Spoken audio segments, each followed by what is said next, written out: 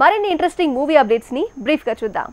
Akhil agent movie pre release event కి ప్రభాస్ తో పాటు రామ్ చరణ్ కూడా రాబోతున్నాడంటూ ప్రచారం జరుగుతోంది. ఇక ఈ ఆదివారం సాయంత్రం వరంగల్లో ప్రీ రిలీజ్ ఈవెంట్ ప్లాన్ చేసింది ఫిల్మ్ టీమ్. ఈ ఈవెంట్ లో కొత్త ట్రైలర్ కూడా లాంచ్ చేస్తారని తెలుస్తోంది.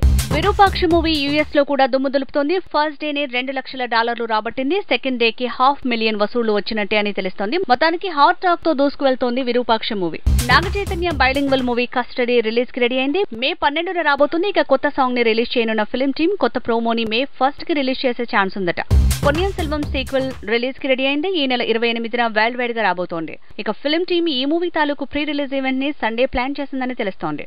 మైత్రి మూవీ మేకర్స్ లో ఒక నిర్మాత అయిన ఏర్నేని నవి అనారోగ్యానికి గురయ్యాడు. బీపీ పెరగడంతో హాస్పిటలైజ్ అయిన తను కోలుకున్నాడని తెలుస్తోంది. ఇక పుష్ప 2 షూటింగ్ వాయిదా పడడానికి ఐటీ రైట్స్ కి సంబంధం లేదంటూ స్టార్ కాస్ట్ తాలూకు లుక్స్ మార్చడం కోసమే షూటింగ్ కి బ్రేక్ ఇచ్చారని మరో ప్రచారం మొదలైంది. Young double star Prabhas movie Adipurush నుంచి కొత్త అప్డేట్ వచ్చింది. జై శ్రీరామ్ అంటూ సాగే లిరికల్ సాంగ్ నెట్ లో దుమ్ము దులుపుతోంది. ఒక్కసారిగా టీజర్ తాలూకు ట్రోలింగ్స్ పక్కకు పోయి అంతా ఈ పాటకు ఫిదా అయ్యే పరిస్థితులు వచ్చాయి. ఇక ప్రభాస్ కూడా మారుతి మేకింగ్ లో మూవీని పూర్తి చేసే పనిలో ఉన్నాడు. మాలవిక మోహనన్ తో రొమాంటిక్ సీన్లు షూటింగ్ పూర్తి చేశాడు ప్రభాస్. ఇక యాక్షన్ పార్ట్ షూటింగ్ కి రెడీ అయ్యాడట యంగ్ డబుల్ స్టార్.